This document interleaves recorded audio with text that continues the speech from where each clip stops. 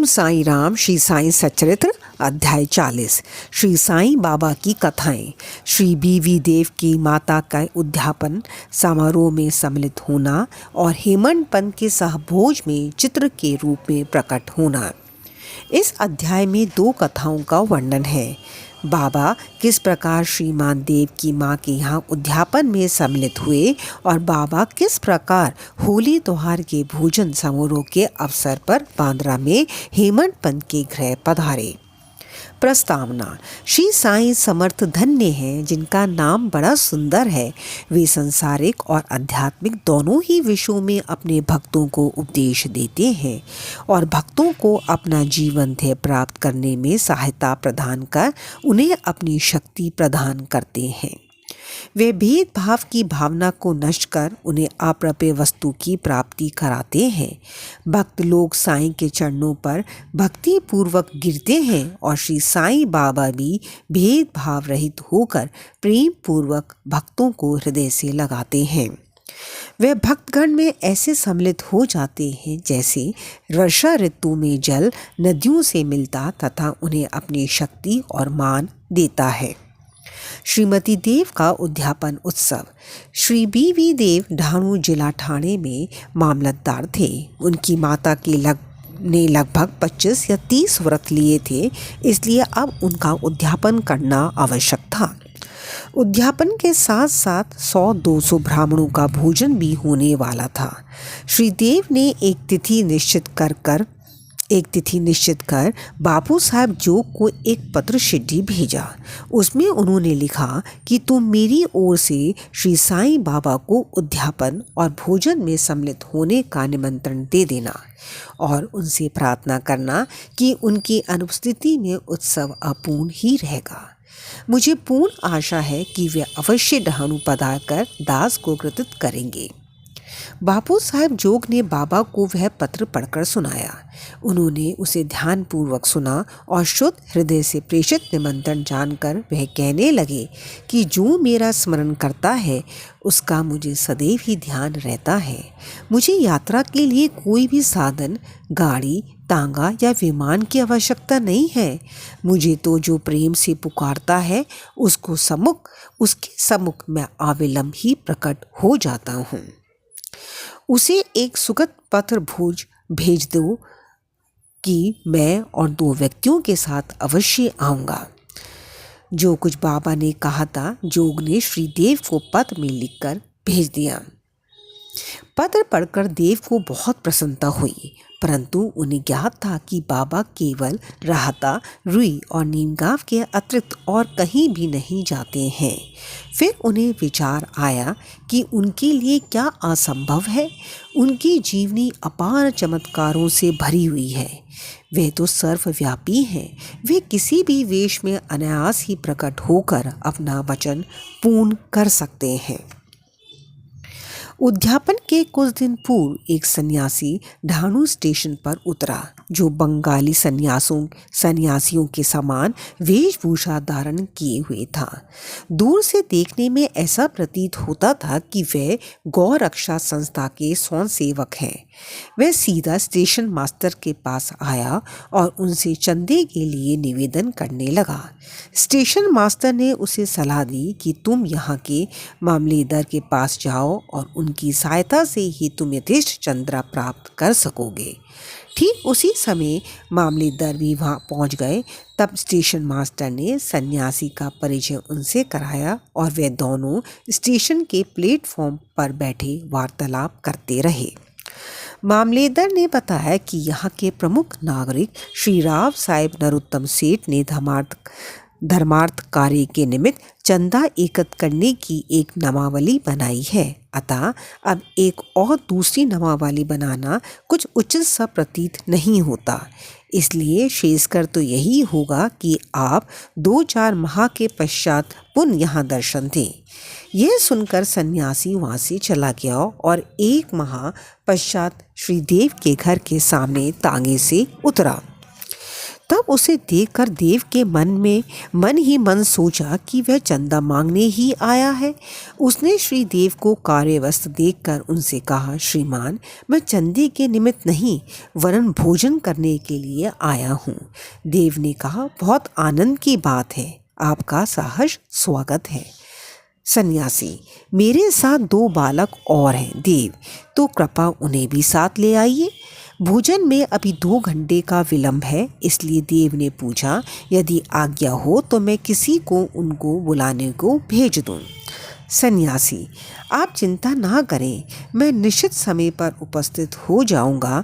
देव ने उनसे दोपहर में पधारने की प्रार्थना की। ठीक 12 बजे दोपहर को तीनों वहां पहुंचे और भोज में सम्मिलित होकर भोजन करके वहां से चले गए। उत्सव समाप्त होने पर देव ने बापू साहब जोग को पत्र में उल्हाना देते हुए बाबा पर वचन भंग करने का आरोप लगाया।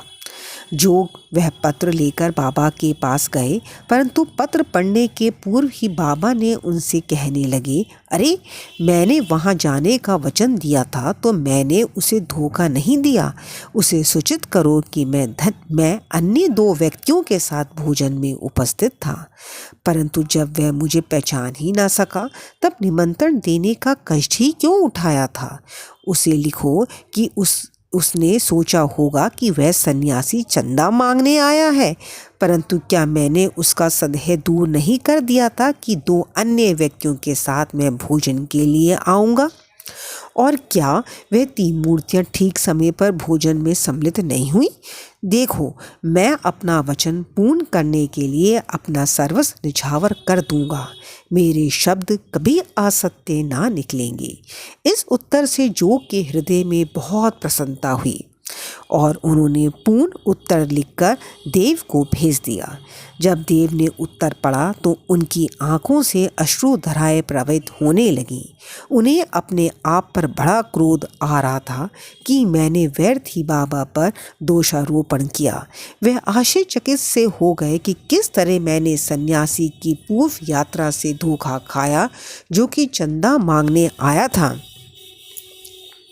और सन्यासी के शब्दों का अर्थ भी ना समझ पाया कि अन्य 2 व्यक्तियों के साथ मैं भोजन पर आऊँगा।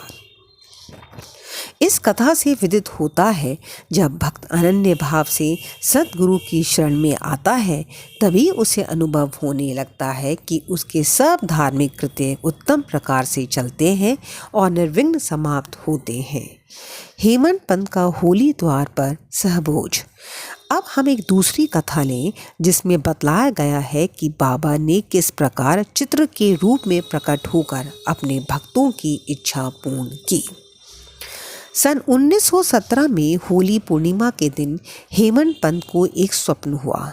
बाबा उन्हें एक सन्यासी के वेश में दिखे और उन्होंने हेमंत पंत को जगा कर कहा कि मैं आज दोपहर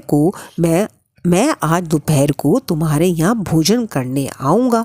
जागृत करना भी स्वप्न का एक भाग ही था, परंतु जब उनकी निद्रा सचमुच में भंग हुई तो उन्हें ना तो बाबा और ना ही कोई अन्य सन्यासी ही दिखाई दिया। वे अपनी स्मृति दौड़ाने लगे और अब उन्हें सन्यासी के प्रत्येक शब्द की स्मृति आई। यद्यपि वे बाबा के सनिध का लाभ गत 7 वर्षों से उठा रहे थे तथा उन्हीं का निरंतर ध्यान किया करते थे, परंतु यह कभी भी आशा न थी कि बाबा भी कभी उनके घर पधार कर भोजन कर उन्हें कृतार्थ करेंगे। बाबा के शब्दों से अति हर्षित होते हुए वह अपनी पत्नी के पास गए और कहा कि आज होली का दिन है, एक सन्यासी अतिथि भोजन के लिए अपने यहाँ पधारेंगे, इसलिए भात थोड़ा अधिक बनाना। उनकी पत्नी ने अतिथि के संबंध में पूछताछ की। प्रत्युत्तर में हेमंत पंत ने बात गुप्त न रखकर स्वप्न का वृत्तांत सत्य सत्य बतला दिया। तब वह संदेहपूर्वक पूछने लगी कि क्या यह भी कभी संभव है कि वे शिरडी के उत्तम भोजन त्याग कर इतनी दूर बांद्रा में अपना रूखा सूखा भोजन करने को पधारेंगे। हेमंत पंत ने विश्वास दिलाया कि उनके लिए क्या असंभव है, हो सकता है वे स्वयं आए और कोई अन्य स्वरूप धारण कर यहाँ पधारे। इस कारण थोड़ा अधिक भात बनाने में हानि ही क्या है। इसके उपरांत भोजन की तैयारियां प्रारंभ हो गईं। होली का पूजन प्रारंभ हो गया और पतले बिछाकर उनके चारों ओर रंगोली डाल दी गई। 2 पंक्तियां बनाएंगी और बीच में अतिथि के लिए स्थान छोड़ दिया गया। घर के सभी कुटुंब, पुत्र, नाती, लड़कियां, दामाद इत्यादि ने अपना अपना स्थान ग्रहण कर लिया और भोजन परोसना भी प्रारंभ हो गया। जब भोजन परोसा जा रहा था तो प्रत्येक व्यक्ति उस अज्ञात अतिथि की उत्सुकता पूर्वक राह देख रहा था। जब मध्य भी हो गया और कोई भी ना आया तब द्वार बंद कर सांकल चढ़ा दी गई। अन्न शुद्धि के लिए घृत वितरण हुआ, जो कि भोजन प्रारंभ करने का संकेत है। वैष्णदेव अग्नि को औपचारिक आहुति देकर श्री कृष्ण को नैवेद्य अर्पण किया गया। फिर सभी लोग जैसे ही भोजन प्रारंभ करने वाले थे कि इतने में सीढ़ी पर किसी के चढ़ने की आहट स्पष्ट आने लगी। हेमंत पंत ने शीघ्र उठकर सांकल खोली और 2 व्यक्तियों अली मोहम्मद और मौलाना इस्मू मुजावर के द्वार पर खड़े हुए पाया। इन लोगों को जब देखा कि भोजन परोसा जा चुका है और केवल प्रारंभ करना ही शेष है तो उन्होंने विनीत भाव में कहा कि आपको बड़ी असुविधा हुई, इसके लिए हम क्षमा प्रार्थी हैं। आप अपनी थाली छोड़कर दौड़े आए हैं तथा अन्य लोग भी आपकी प्रतीक्षा में हैं, इसलिए आप अपनी ये संपदा संभालिए। इससे संबंधित आश्चर्यजनक घटना किसी अन्य सुविधाजनक अवसर पर सुनाएंगे। ऐसा कहकर उन्होंने पुराने समाचार पत्रों में लिपटा हुआ एक पैकेट निकालकर उसे खोलकर मेज पर रख दिया। कागज के आवरण को जो ही हेमंत पंत ने हटाया तो उन्हें बाबा का एक बड़ा सुंदर चित्र देखकर महान आश्चर्य हुआ। बाबा का चित्र देखकर वे द्रवित हो गए। उनके नेत्रों से आंसुओं की धारा प्रवाहित होने लगी और उनके समूचे शरीर में रोमांच हो गया। उनका मस्तक बाबा के श्री चरणों पर झुक गया। वे सोचने लगे कि बाबा ने इस लीला के रूप में ही मुझे आशीर्वाद दिया है। कौतूहलवश उन्होंने अली मोहम्मद से प्रश्न किया कि बाबा का ये मनोहर चित्र आपको कहाँ से प्राप्त हुआ। उन्होंने बताया कि मैंने इसे एक दुकान से खरीदा था। इसका पूर्ण विवरण मैं किसी अन्य समय के लिए शेष रखता हूँ। कृपा आप अब भोजन कीजिए, क्योंकि सभी आपकी प्रतीक्षा कर रहे हैं। हेमंत पंत ने उन्हें धन्यवाद देकर नमस्कार किया और भोजन गृह में आकर अतिथि के स्थान पर चित्र को मध्य में रखा तथा विधि पूर्वक नैवेद्य अर्पण किया। सब लोगों ने ठीक समय पर भोजन प्रारंभ कर दिया। चित्र में बाबा का सुंदर मनोहर रूप देखकर प्रत्येक व्यक्ति को प्रसन्नता हुई और इस घटना पर आश्चर्य भी हुआ कि वह सब कैसे घटित हुआ। इस प्रकार बाबा ने हेमंत पंत को स्वप्न में दिए अपने वचनों को पूर्ण किया। इस चित्र की कथा का पूर्ण विवरण अर्थात अली मोहम्मद को चित्र कैसे प्राप्त हुआ और किस कारण से उन्होंने उसे लाकर हेमंत पंत को भेंट किया, इसका वर्णन अगले अध्याय में किया जाएगा। श्री सद्गुरु साई नाथा परमस्तु शुभम भवतु।